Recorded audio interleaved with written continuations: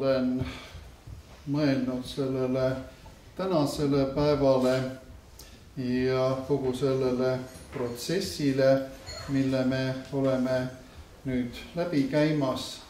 Ja tegelikult ma usun, et see, mida ma öelda olen tahtnud kõige rohkem, see on juba ka kaunis selgelt öeldud.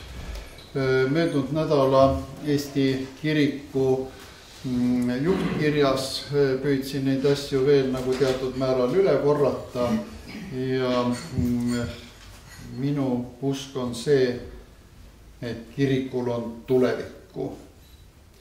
Ja nii nagu ma seal tsiteerisin oma head kolleegi dekaan Gebauerit, kes rääkis Saksa oludest, kiriku liikmete arv väheneb, sellega ühenduses raha väheneb, inimesed jäävad kaugemale, siis ta rõhutas, et kirikul ei ole probleeme, vaid väljakutsed.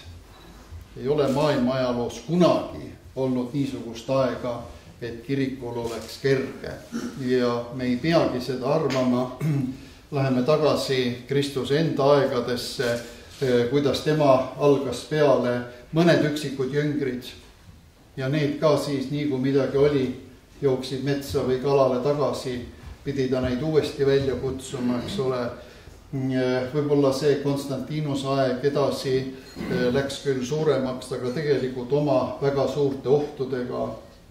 Luter näeb, et see asi on kreenis, peab vajalikuks muudatusi, nii et seda me ei pea kartma. Ja ka kirikuna edasi minnes ei pea me kartma seda, et kirikul, Jumala riigil ei oleks tulevikku. Meie käes ongi see aeg, mida me praegu elame ja milles me praegu võitleme. Vaatasin läbi seda, mida ma olin rääkinud siin 11. novembril aastal 2004, kui me siin eelmist korda samade mõtetega koos olime.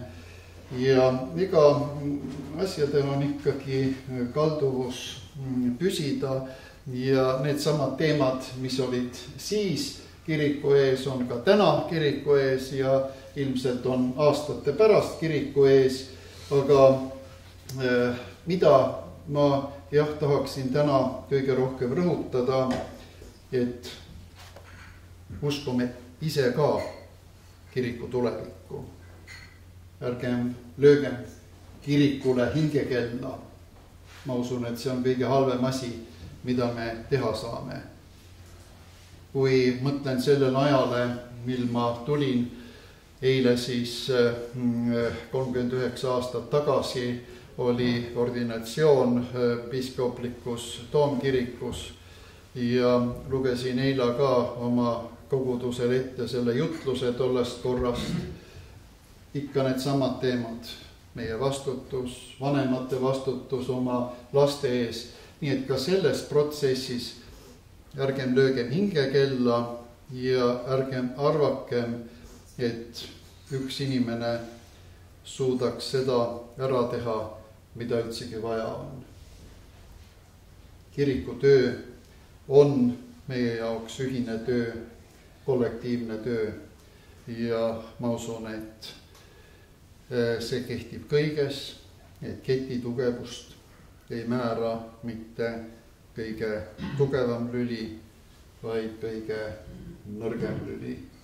Ja kirik ei ole kuskil Toompeal mäe otsas, vaid kirik on igal pool, külades, linnades. Nii et minu sõnum oleks küll julgelt edasi. Kristuse käes on tulevik.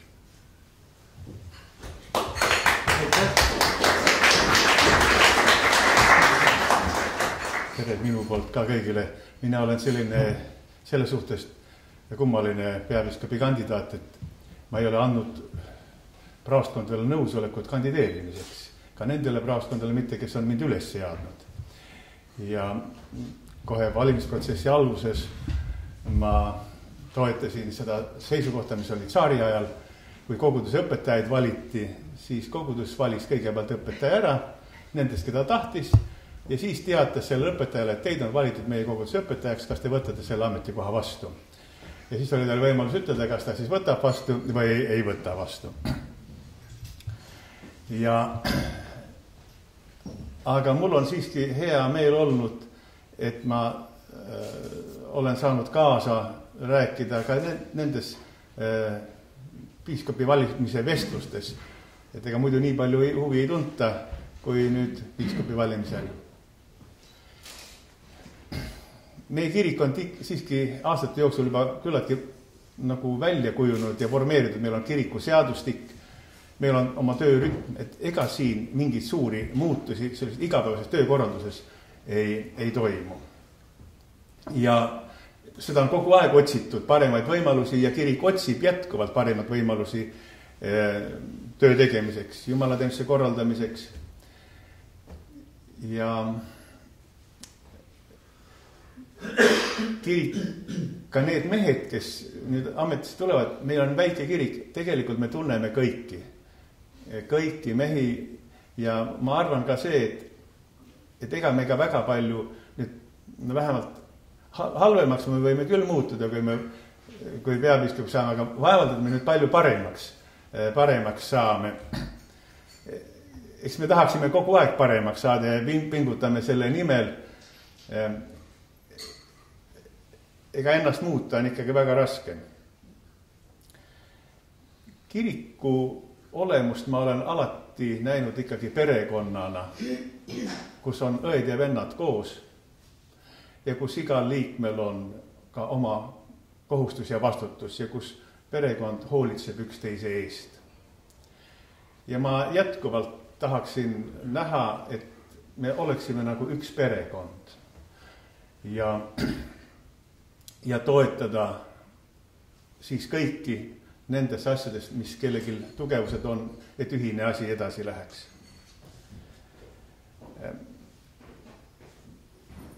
See, et me oleme perekond, see tähendab seda, et me peaksime ka üksteisest rohkem hoolitsema. Olen pikka aega olnud diakoonia valdkonnaga tegutsemas ja siin on 2 sellist suunda.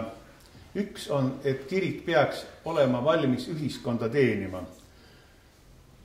Ja kahtlematult, et ta peaks seda olema nende oma liikmete kaudu, kes on hoitud ja õnnistatud koguduse keskel, aga kirikuna me eelkõige peaksime üksteise eest hoolitsema. Ja nii nagu algkoguduses öeldi, et tähelepanu äratasid kristlasid sellega, kuidas nad teineteise eest hoolitsesid. Ja meie diakoonia peaks eelkõige olema selles, et meie peame teineteist kalliks ja hoolitseme üksteise eest. Arvan, et meie tuleviku lahingut tuleb järjest rohkem teatud mõttes moraali valdkonnas pidada. Ja kui me esitame ka vaimulikele nende eluviiside ja kommete ja käitumise suhtes suuremaid nõudmisi või endale mõjutamise suuremaid nõudmisi, siis sellega paratamatult peab kaasnema ka hoolitsus nende samade eest, kellele me nõudmisi esitame. Nii nagu on politsei või kaitsevägi, kus on üsnagi kindlad reeglid, kuidas käituvad inimesed, aga selle eest ka antakse teatud kindlad garantiid ja hoolitsused nendele inimestele. See on valdkond, mida hea meelega tahaks nagu silmas pidada. Aga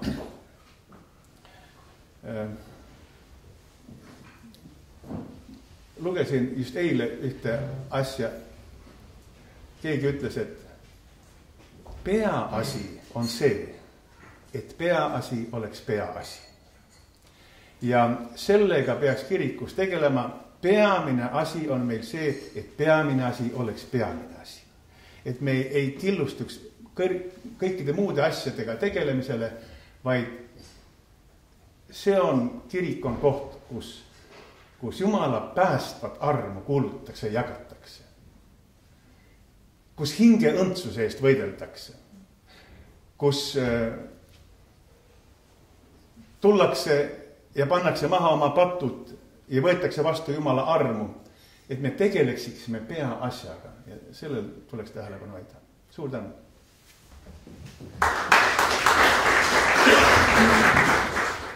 Aitäh ja tere ka neile, kellele veel öeldud ei ole. Ja muidugi tänusõnad selle kutse ja võimaluses siin tees seista koos kaaskandidaatidega. Ja Viljandi Praaskonna kohta tuleb muidugi kiidusõnu öelda, sellepärast, et mõne nädala pärast on taas võimalus Viljandi Jaani koguduse keskel kokku tulla ja neid samu asju arutada. Kui lubate, siis ma teeksin üsna lühidalt ja võib-olla ei kasutaks kõike mulle antud aega ära ja seda peamiselt kahel põhjusel. Esimene on see, et sellega peataksin natukene enam aega küsimuste jaoks, muidu on alati oht, et me räägime siin oma teemasid ja me ei suuda haakuda nendega, kes meie eest küsivad. Ja teine põhjus on siin minu käes. Mõtlesin päris pikalt enne, kui seda väikest raamatukest teha. Selle pealkirjaks on ELK sisse ja väljavaateid, kuhu ma olen koondanud oma selle aasta artiklid või ühe valiku nendest siis selle aasta jaanuarist kuni septembrini paarkümmend asja. Ja kellel on soovi, siis hind pandada, aga see ei ole peatähtis, et võite siis selle siit kaasa endale võtta. Aga lihtsalt ma väga kiiresti paar asja küll markeeriksin ära, mis mul on olnud olulised ja muidugi ka täielikus kooskõlas nende vendadega, kes mind on rääkinud ja kes veel saavad rääkima. Esiteks see, et kuivõrd ma olen päris pikalt ju haridusteemaga tegelenud, siis on mul jätkuvalt tähtis. Ja alates siis päris peale lastest, noortest, kiriku töötegijate harimine, kutseharidus, kraadiharidus, täiendusõpe. Ma usun, et on sellised väga tähtsad küsimused alati olnud Eesti rahva jaoks, kes on selline õppiv rahvas olnud. Ja ma usun, et ka nii nagu vend Tiit ütles, ka nende raskuste probleemide keskel, kui jätkata õppimist ja täiendamist, siis me saame paremini mäele. Teine teema, mis mulle on olnud väga südamelähedane, see on hingehoiu temaatika. Olen ise võtnud väga palju toetust vastu vanematelt kolleegidelt, võib-olla saanud ka seda mõnele ise jagada. Loomulikult pastoraalseminari töö läbi 14 aasta andis häid võimalus selleks ja paljud sidemed on veel siiski säilinud. Ja ma usun, et kuigi täna meie kiriku kaadri, kui ma nii võiks öelda, voolavus on siiski väga väike, seda ei anna võrrelda ei riigi, ei ärifirmadega, minu arvutuste kohaselt jääb ta kuskil 7-8% piirimaile, aga selle tegeleda ja ma usun, et hingehoid, palve, kõik need vaimulikud vahendid, need on siin väga olulised. Ja kolmas teema, mis ei ole minu eriteema, Urmas on kordi parem minust selles, see on siis majandus ja haldusteema. Ja kindlasti sellele tuleks mõelda, kui me mõtleme, et täna on meil ikkagi 24 kogudust, kus on vähem kui 50 inimest, seega 15%. Kuidas on toime tulemine, ehk oleks mõistlik ka luua selliseid kirikuseaduslikke instrumente, et võimaldada paremat koostööd ja toimimist. Ja ka pikalt rääkima olen siin ka mitmes artiklis sellest kirjutanud, et kindlasti haldus- ja majandusteema, millega tuleb edasi minna ja see võib-olla seostub ka sellega, millest vend Joel rääkis, et see on ka organisatsiooni volitsus ja vastutus oma inimeste eest. Katkestan siia ja tänan tähelepanust. Aitäh! On tõesti eriline tunne teie ees olla täna sellises rollis, kuna ilmselt ma olen kõigist peapiskopi kandidaatidest kõige vähema see tuntuse ja kandepinnaga Eesti kirikus. Ma ei ole täitnud selliseid vastutusrikkaid üldkiriklikke ameteid nagu teised vennad, siis julgen ma võtta endale võimaluse kõnelda natukene pikemalt, kui Ove seda tegi. Aga nii palju küll, et kui Ove on lausa raamatu ülitanud, siis mul ei ole raamatut, küll ma olen pannud ka natukene lühemas vormis kirja oma mõtted seoses peapiiskopiks kandideerimisega. Ja ma usun, et ühel hetkel on võimalik mul siis need voldiku kujul infokandjana siia laua peale panna ehk vaheajal ja paluda kaasa võtta. 5 eurot ei pea annetama. Ja olen seoses nende valimistega teinud ka teoks ühe oma ammuse unistuse, andnud või andmas välja raamatut, mis 20. oktoobriks peaks ilmuma pealkirjaga Elusama elu poole, et keda huvitab mu maailma pilt või peegeldus või arusaam laiemalt, siis on seda võimalik soetada. Aga soovin siin praegu nimetada 3 asja, mis minu jaoks on olulised tulevase peapiiskopi puhul, olgu selleks mina või keegi teine, ja 3 mõtet seoses kirikuga.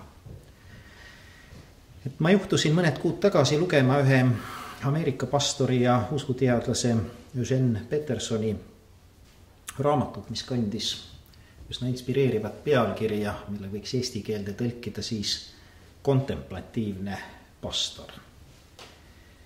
Ja minu unistus või minu soov oleks, et tulevast peapiiskopi võiks iseloomustada selliselt. Kui too mees kõneleb sellest, milline vaimulik ta ei tahaks olla, siis ta nimetab, et ta ei tahaks kunagi olla kiirustav, hõivatud ja niisugune inglise keeles busy vaimulik. Ja kui ta siis küsib, et mida ta teeks selle asemel, mida ta tahaks teha, siis kui aega oleks rohkem, siis nimetab ta 3 ja julgen neid üle kanda ka omaenda kogemusele ja peegeldusele. See puudutab kõiki vaimulikke, aga eeskätt siis peapiiskopi ja piiskoppe. Et ma soovin, et peapiiskop oleks palvetav peapiiskop. Ja ma ei arva, et esmatähtis on, kas see toimub Vennastekoguduse loosungi raamatu või breviaari järgi. Küll aga tahaksin ma seda või tahan seda, et peapiiskopi palveelu oleks inspireeriv nii enda kui ka kaastööliste ja kiriku jaoks. Minu jaoks on olnud see viimane kuu üsna huvitav aeg, et kui olid Rakveres kohtumised peapiiskopi kandidaatidega, siis ma mäletan, et kui vennad rääkisid, et siin Ove ja Joel, et niisugune hirm on naha vahel, ja siis ma mõtlesin natukene omas peas, et mehed, mis te siin üle pingutate, et olete ju ammu selle nõusoleku andnud ja küllap ka ise tahtnud. Tol hetkel mina tulin otse ehituselt ja olin puhanud ja ikka väga hea tunne. Aga mul on tulnud läbi elada seoses selle kandideerimisega, julgen öelda, niisugune üsna kaalukas selline vaimulik vatsumus või kriis, mis on mind pannud enda käest väga tõsiseid küsimusi küsima. Ja julgen olla Jumalale tänulik selle eest, et mu palveelu või osadus Jumalaga või vähemasti tahtmine temaga koos käia on mu enda jaoks saanud natukene uue sisu ja varjundi. Siis teisena peaks peapiiskop olema kindlasti see, kelle sõnal, kelle jutlusel, kelle sõnumil on, ma ei taha öelda kaalu, aga võib-olla siis jällegi mulle meeldib see sama sõna inspiratsioon. Eks head jutlustajad või kõnemehed me oleme ju ilmselt kõik vaimulikud, igaüks omal kombel. Aga ma paneksin rõhu sellele, et peapiiskopi sõnavõtud, jutlused, kirjutised oleksid läbi mõeldud, läbi tunnetatud, läbi palvetatud. Ja 3. peapiiskop peaks olema kuulav peapiiskop. Seda on minul küll vähemasti tulnud terve elu õppida. Ja ma arvan, et ma õpin seda ükskõik millises rollis või ametis edasi. Aga kindlasti ei peaks peapiiskop olema see, kes kiirustab koosolekult koosolekule, annab intervjuusid, puistab varrukast seisukohti, võtab vastu otsuseid, et eeskätt on oluline kuulata oma vaimulikke, kuulata kas või oma pereliikmeid, kuulata inimesi, kellega Jumal kokku juhib. Ja kiriku kohta soovin öelda nii palju, et ma tahan, et meie kirik, Eesti Evangeelne Luterlik Kirik oleks kirik, vist julgen öelda suure algustähega, hakkamata küll arutama liiga pikalt selle keelelise nüansi üle. Esmalt siis see, mida väga selgelt tõi ka Joel Luhamets esile, et mis siis on see peaasi või kust kirik algab. Mina olen õpetanud liturgikat aastaid, mulle on endale teoloogias väga imponeeriv liturgiline teoloogia just nii protestantlikus kui ka katoliku teoloogias ja ma usun seda, et kirik sünnib ja elab ja hingab just liturgias. Sõna ja sakramentide juures ja kõige suurem oht võib olla siis kirikule, mis saab olla, ongi see sisemine sekulariseerumine. Ma ei mõtle niivõrd välist survet, aga seda, et kui kirik hakkab muutuma klubiks või rahvamajaks või tööharusid ja valdkondi on palju, tohutud aktiviteedid, ettevõtmised, üritused, aga pühapäeval on kirik tühi või siis nagu ei näe põhjust, miks sinna kokku tulla, et seetõttu ma arvan, kirik peaks olema jätkuvalt oma olemuse sügavust ja ka oma tegelikult vajadust ühiskonna suhtes ammutama just seal. Siis teisena ma soovin, et me oleksime kirik vastandina siis sektile. Ma arvan, kirikus peab olema piisavalt avarust. Kirik ei pea rajama oma identiteeti vastandumistele. Muidugi peavad olema seisukohad, aga mul on olnud ääretult kurb viimastel nädalatel, kuigi mu seisukoht kooseluseaduse suhtes on väga selge ja ma olen öelnud nii oma koguduse keskel kui ajakirjanduses, et ma seda ei toeta ja miks ma seda ei toeta, aga kuidagi kurb on, kui pidevalt on väljakutse, et sa pead valima poole, sa pead astuma kuhugi paati, avaldama meelt kellegagi koos või kellegi vastu, kus juures need teemad on ju ette antud ühiskonna, mitte evangeeliumi poolt. Et ma arvan, et kirik peaks suutma mahutada endasse siiski piisavalt julgust ja tugevust ka erisuste talumiseks selliselt, et see ei pea ähvardama seda kõige olemuslikumat.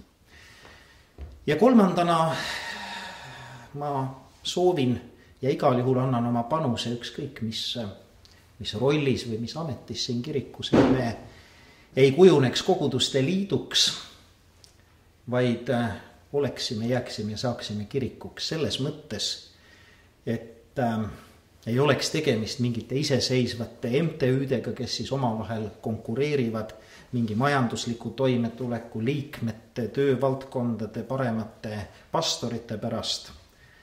Ma näen, et senisest rohkem oleks vaja koostööd. See on minu arvates võti paljude küsimuste lahendamisel. Ja see ei alga mitte haldusreformis selles mõttes, et keegi kuskil meist joonistab mingi kaardi valmis või paneb paika kriteeriumid, kuigi haldusreformi ma iseenesest toetan ja pean vajalikuks, vaid just selles arusaamas, et me seisame ühel alusel, jagame oma ressursse, inimressursse, ei dubleeri kogu aeg, ei võistle üksteisega ja jagame loomulikult ka ainelisi ressursse selleks, et ühised eesmärgid ja teenimine ning kuulutamine ühiskonnas saaksid paremaks. Aitäh!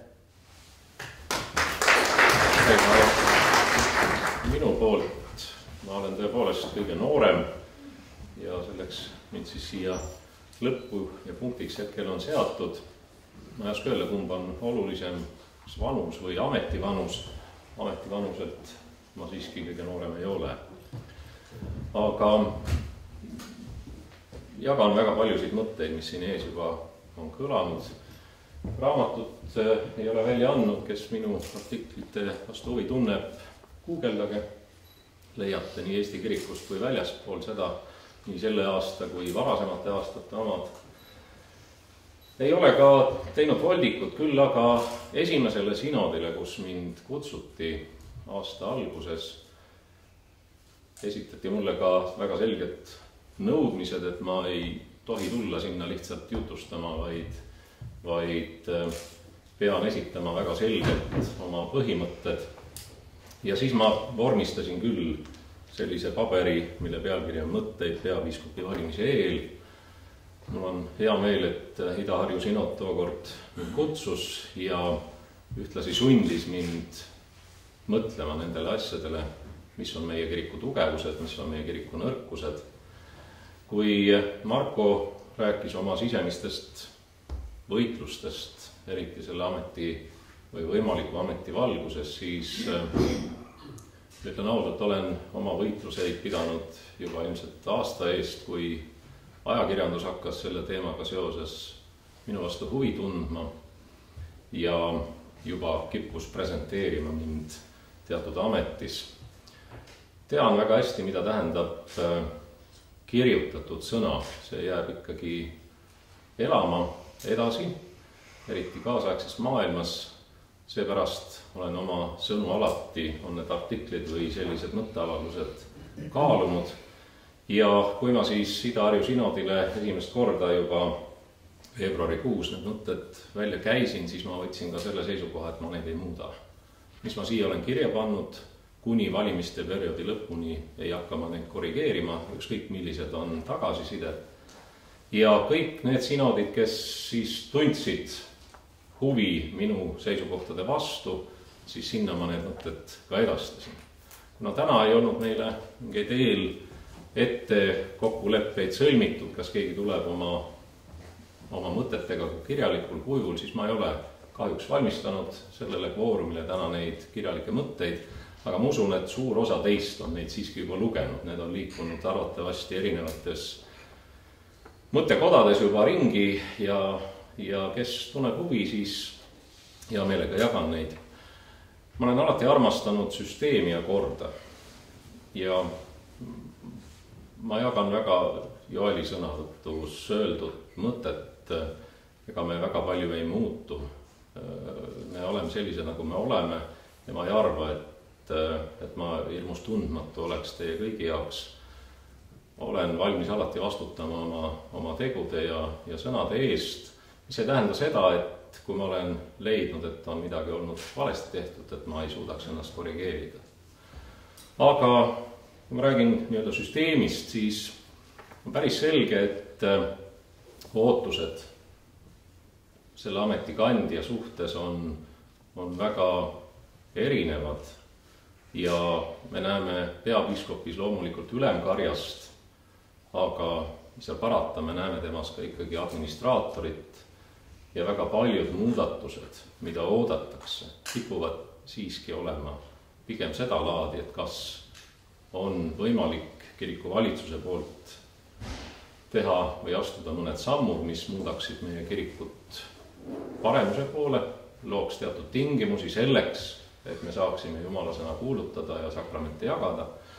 Aga loomulikult on ka peapiiskop alati olnud karjasena oma kiriku keskel ja kui ma olen öelnud, et ilmselt minu isik on olnud teatud ametitest tulenevalt päris palju avalikkuse ees, siis ma ei pea kunagi, ma pole siiamaani väga palju pidanud häbenema ka oma tööd kogudustes. Vaimulikuna, selgelt Jumala sõna kuulutajana, sakramentide jagajana ja võib-olla see ei ole see pool, mis nii hästi oleks siis välja paistnud. Aga ma ei hakka teile ette lugema kõike seda, mis on siin kirjas. Siin on mul mõtted kiriku tugevusest, kiriku nõrkusest, aga mõned mõtted võimalikest muutustest olen ma siia kirja samuti pannud.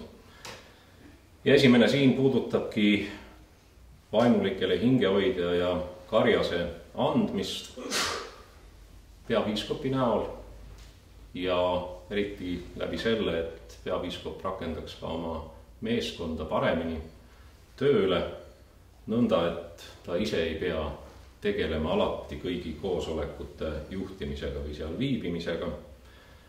Vaimulike palk ja sotsiaalsed garantiid on alati olnud minu jaoks olulised teemad ja olen selle teemaga tegelenud juba aastaid. Vaimulike ettevalmistuse küsimus, eriti praktiliseks koguduse tööks, ma arvan, et siin ei ole kõik veel päris nii nagu vaja. Bürokraatia koormast kogudusse õlgadel on palju juttu olnud. Vähendada kirikupoolset bürokraatiat on võib-olla veel võimalik, aga ma arvan, et me peame tegelema riigi survega koguduste suunal ja vaatama, kuidas seal saaks midagi muuta. Koguduste varade küsimused ja ma arvan, et arengukava, ükskõik kuidas selle asja nimi on siiski üks dokument, mis aitaks meil edasi liikuda ja siin arengukavasse on sisse kirjutatud ka kõik need vastused ootustele, mida esitatakse, on see siis haldusreform, on see muudatused kiriku valdkondade töös, aga seal on selgelt välja toodud ka meie põhiülesanded, mis on ka meie põhikirjas lisaks meie õpetusalustele sõnastatud ja on toodud ka ära tugivaldkonnad ja nagu keegi teist siin juba ütles, võib-olla need tugivaldkondadele suunatud tähelepanu on olnud rohkem esil, aga need tugivaldkonnad on olnud vajalikud selleks, et toetada põhitööd ja see on ikkagi jumalateenistuslik elu, misjon, diakooniatöö, kõik see, mis on kiriku olemuses.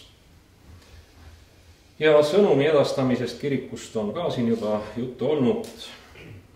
Ma arvan, et kiriku pead nähakse teatud sõnumi kandjana ja seda oodatakse ka praegustes protsessides.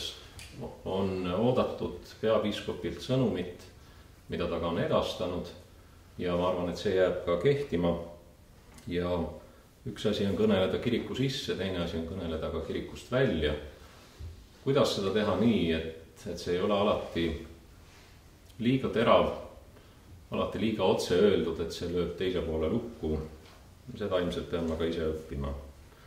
Aga ka oikumeeniline töö meie partnerkirikutega, ühisosa otsimine nii Eestis kui väljaspool. Need on mõned postulaadid, mis on siia kirja pandud. Ma võiksin rääkida ju ka palju, küllap ma oskaks, aga ütlen seda, et minu meelest täna need 5 kandidaati, kes siin täna teie ees on, kannavad kõik seda ametit väärikalt ja on kõik valmis teenima kiriku teenistuses Jumala tööriistana, nõnda ka mina, ja olen valmis tegema seda, mida minu kirik minult ootab, olgu see amet siis milline iganes. Nii et aitäh!